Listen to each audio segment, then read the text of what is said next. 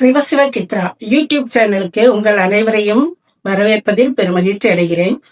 இன்றைய தலைப்பு என்னவென்றால் ஐப்பசி அன்னாபிஷேகம். ஐப்பசி மாதம் பௌர்ணமி தினத்தன்று வருகிற நவம்பர் 5ஆம் தேதி பௌர்ணமி வருகிறது. அன்று சிவபெருமானுக்கு அன்னாபிஷேகம் நடைபெறும். அனைத்து சிவஸ்தலங்களிலும் சிவபெருமானுக்கு அன்னத்தினால் அபிஷேகம் செய்வார்கள். அபிஷேகம் அனைத்து வீட்டில் இருந்தும் பச்சரிசி கொண்டு போய் கொடுக்க வேண்டும். காய்கறி பழங்கள் எது வேண்டுமானாலும் கொண்டு போய் கொடுக்கலாம். அவருக்கு சமையல் எல்லாம் செய்து நிவேதனம் செய்து வைக்க நைவேத்தியம் செய்வார்கள். அனைத்து வீட்டு பங்கும் அதில் இருந்தால் மிகவும் நல்லது.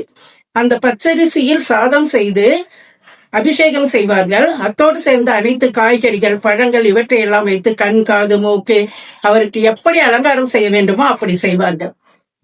வீட்டிலிருந்து நாம் இவ்வளவு தூரம் கோயில் இருக்கிறதே கொண்டு போகணுமே என்று தயவு செய்து தயங்காதீர்கள். ஏன் என்றால் கொடுப்பது என்பது மனசு வர வேண்டும். கொடுக்கும் மனசு வேண்டும். சோம்பேறித்தனமும் இருக்கக்கூடாது.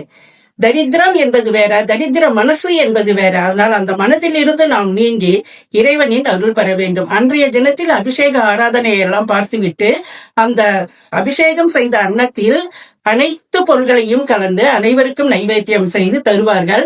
அதை நாம் உட்கொண்டால் நமக்கு சிவபதவி கிட்டும், சொர்க்கம் கிட்டும் என்பது ஐதீகம்.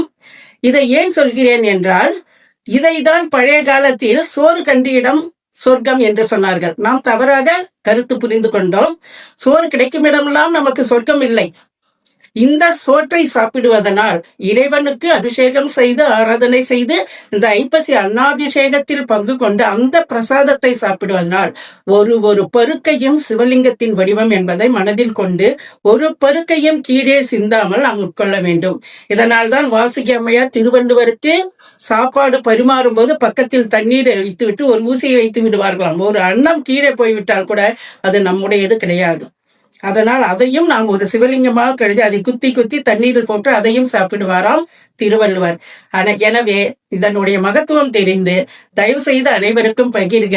எல்லோரும் இந்த விழாவில் கலந்து கொண்டு ஐப்பசி அன்னாபிஷேக சிறப்பினை எல்லோருக்கும் எடுத்து சொல்லி நீங்களும் இந்த உலகத்தில் உலகம் உயிர்ப்பு பெறவும் நாமும் உயிர் பெற்று எதிர்காலத்தில் வாழவும் அனைவருக்கும் இதை நான் தெரிவிக்கிறேன். நன்றி, வணக்கம்.